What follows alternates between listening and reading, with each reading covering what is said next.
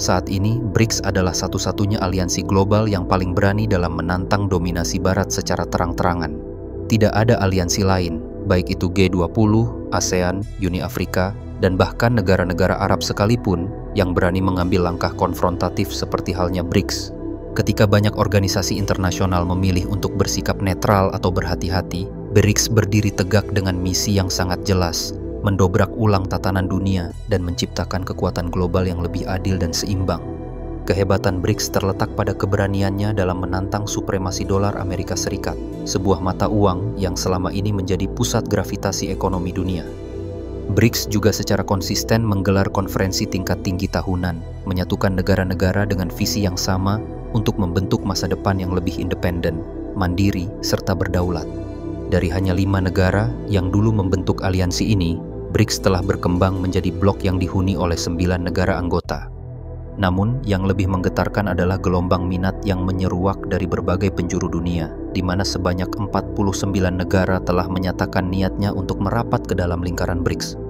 Dan dari 49 negara tersebut, 10 negara telah mengajukan permohonan keanggotaan. BRICS juga mengulurkan tangan persahabatan ke 26 negara lainnya, mengundang mereka untuk bergabung sebagai anggota penuh, sebuah undangan yang tak bisa dianggap enteng meskipun keputusan akhir masih belum pasti. Contohnya adalah Arab Saudi yang pada awalnya direncanakan untuk bergabung dengan BRICS pada tahun 2024, justru mengumumkan pada pertengahan Januari bahwa mereka masih mempertimbangkan keputusan tersebut. Pertimbangan ini bisa dipahami mengingat posisi Arab Saudi sebagai anak emas Amerika Serikat yang membuat mereka lebih berhati-hati dalam memutuskan untuk bergabung atau tidak. Namun, hingga bulan April tahun 2024, posisi Arab Saudi masih mengambang dan tidak jelas. Kemudian, BRICS juga telah mengundang 13 negara lainnya untuk bergabung sebagai negara mitra, termasuk Indonesia, Malaysia, Vietnam, dan Turki. Keberadaan Turki dalam undangan ini menjadi sangat unik, mengingat Turki juga merupakan anggota aliansi NATO, di mana Turki harus menavigasi antara kepentingan Barat melalui NATO dan aspirasi multipolar yang diwakili oleh BRICS.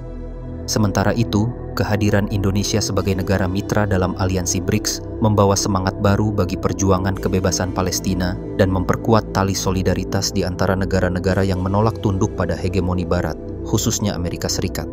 Sebagai negara dengan populasi Muslim terbesar kedua di dunia dan sejarah panjang dalam mendukung hak-hak asasi manusia, Indonesia memiliki peran strategis dalam menyuarakan aspirasi Palestina yang terpinggirkan, aspirasi yang menuntut keterlibatan yang lebih adil di panggung dunia, aspirasi tentang perjuangan global melawan dominasi, penindasan, dan penjajahan. Selain isu Palestina, posisi Indonesia dalam aliansi BRICS juga memiliki bobot penting berkat lokasinya yang strategis di Asia Tenggara. Namun, relevansi Indonesia semakin bertambah penting jika melihat potensi Prabowo Subianto sebagai presiden. Prabowo yang memiliki latar belakang militer dan pengalaman dalam politik diakui oleh banyak negara BRICS sebagai sosok yang kuat dan berpengaruh. Rusia, misalnya, memandang Prabowo sebagai pemimpin yang mampu menjalin kerjasama yang lebih erat dalam bidang pertahanan dan keamanan, mengingat kedekatan historis antara kedua negara. Begitu juga dengan China yang melihat Prabowo sebagai figur yang mampu mendukung inisiatif Belt and Road Initiative, mengingat kepentingan ekonomi yang saling menguntungkan. Keluarga Prabowo yang memiliki koneksi internasional juga menjadi nilai tambah. Keterlibatan keluarganya dalam bisnis dan politik global membuka jalan bagi Indonesia untuk menjalin hubungan yang lebih erat dengan negara-negara BRICS lainnya. Perjalanan hidup Prabowo yang pernah menempuh pendidikan di luar negeri dan memiliki pengalaman di berbagai forum internasional memberinya wawasan yang luas tentang dinamika geopolitik. Ini memungkinkan dia untuk memperkuat posisi Indonesia dalam aliansi BRICS, sekaligus menjadi jembatan antara negara-negara berkembang dan kekuatan besar dunia. Indonesia dulunya di bawah kepemimpinan Presiden Joko Widodo masih menahan diri untuk bergabung dengan BRICS. Keputusan tersebut didasari oleh prinsip bahwa Indonesia adalah negara yang netral, bebas dan aktif, serta berpegang teguh pada kebijakan non-blok. Indonesia memilih untuk menjaga keseimbangan diplomasi internasional tanpa keberpihakan terhadap blok tertentu. Namun demikian, semuanya berubah setelah Prabowo Subianto dilantik sebagai presiden pada tanggal 20 Oktober tahun 2024. Di bawah kepemimpinan Prabowo, Indonesia mengambil langkah untuk bergabung sebagai negara mitra BRICS. Alasannya tetap sama, yaitu menjaga konsistensi dengan prinsip netralitas, bebas dan aktif, serta kebijakan non-blok. Perbedaan keputusan antara Jokowi dan Prabowo ini sejatinya sangat bergantung pada karakter dan pendekatan masing-masing pemimpin. Jokowi, meskipun memiliki niat baik, sering dianggap kurang tegas dalam pengambilan keputusan. Kekhawatiran dan kehati-hatiannya untuk berpihak pada salah satu blok internasional bisa jadi mencerminkan ketidakpastian dalam menghadapi dinamika geopolitik yang sangat kompleks. Sebaliknya, Prabowo dengan latar belakang militernya menunjukkan ketegasan dan keberanian.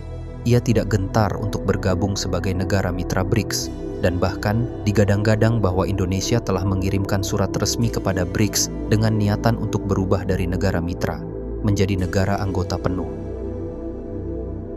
Sebagai negara mitra, Indonesia tetap memiliki hubungan erat dengan BRICS meskipun di luar lingkar inti kekuasaan. Negara mitra menikmati akses ke dialog dan kerjasama ekonomi yang lebih dalam, serta peluang perdagangan dan investasi yang lebih besar dengan negara-negara anggota BRICS. Meskipun tidak memiliki suara yang menentukan dalam pengambilan keputusan strategis, status mitra ini tetap membuka jalan bagi Indonesia untuk berpartisipasi dalam aliansi global yang berpengaruh, tanpa terikat oleh komitmen-komitmen formal yang mengikat anggota penuh. Melalui hubungan ini, Indonesia memiliki kesempatan untuk memperluas jangkauan ekonomi di berbagai kawasan dunia. Kawasan-kawasan seperti Amerika Latin yang diwakili oleh Brasil, benua Afrika yang diwakili oleh Afrika Selatan, serta Timur Tengah dengan kehadiran Mesir, Ethiopia, Iran, dan Uni Emirat Arab, yang semuanya menawarkan potensi besar untuk kolaborasi. Bagi Indonesia, ini bukan sekadar soal perluasan pasar, tetapi juga peluang untuk mendorong pertumbuhan berbagai aspek dan sektor yang lebih mendalam di antara negara-negara berkembang. Salah satu aspek tersebut adalah gagasan revolusioner BRICS untuk memperkuat mata uang lokal dan mengurangi ketergantungan pada dolar Amerika Serikat. Pada konferensi tingkat tinggi tahun 2024, Presiden Rusia, Vladimir Putin, memperkenalkan mata uang simbolik yang tidak dimaksudkan untuk menggantikan dolar secara langsung, tetapi sebagai lambang dari kemandirian ekonomi, di mana setiap negara memiliki hak untuk menggunakan mata uang lokal mereka dalam transaksi internasional tanpa harus terikat pada dolar Amerika Serikat. Dengan demikian, terciptalah sistem keuangan global yang lebih adil dan fleksibel, di mana negara-negara bisa membangun ekonomi yang lebih tahan terhadap fluktuasi nilai tukar dan kebijakan moneter Amerika yang kerap menekan perekonomian global. Ini juga bisa menjadi langkah besar bagi Indonesia untuk memperkokoh kedaulatan mata uang rupiah. Bayangkan, rupiah yang selama ini kerap terjepit di antara ketidakpastian dapat bersinar dalam transaksi bilateral dengan negara-negara mitra BRICS, sehingga terciptalah ekosistem ekonomi yang lebih kokoh, di mana rupiah tak lagi sekadar alat tukar, tetapi simbol kekuatan dan martabat bangsa. Sebagai negara mitra dari aliansi BRICS, Indonesia juga dapat membuka peluang yang luar biasa di bidang sumber daya manusia, pendidikan tinggi, serta penelitian. Bayangkan, para pelajar dan akademisi Indonesia akan memiliki akses yang jauh lebih luas terhadap beasiswa bergengsi, hibah penelitian yang besar, dan program pertukaran dengan negara-negara seperti Rusia, Cina, dan anggota BRICS lainnya. Dari Rusia, yang dikenal sebagai pemimpin dunia dalam pengembangan energi nuklir untuk kepentingan sipil maupun pertahanan, Indonesia dapat belajar tentang teknologi nuklir. Selain itu, Indonesia juga bisa menjalin hubungan yang lebih dalam dengan Cina untuk teknologi industri dan manufaktur, yang telah menjadi pusat kekuatan global dalam inovasi dan produksi produk-produk tiruan secara massal.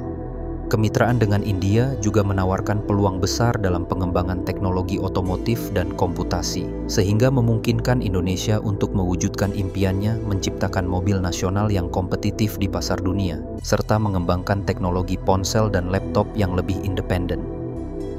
Dari Brasil, Indonesia dapat berkolaborasi untuk teknik pertanian berkelanjutan, kehutanan, dan pengolahan bioenergi, mengingat Brasil memiliki keahlian dalam pertanian tropis dan energi terbarukan.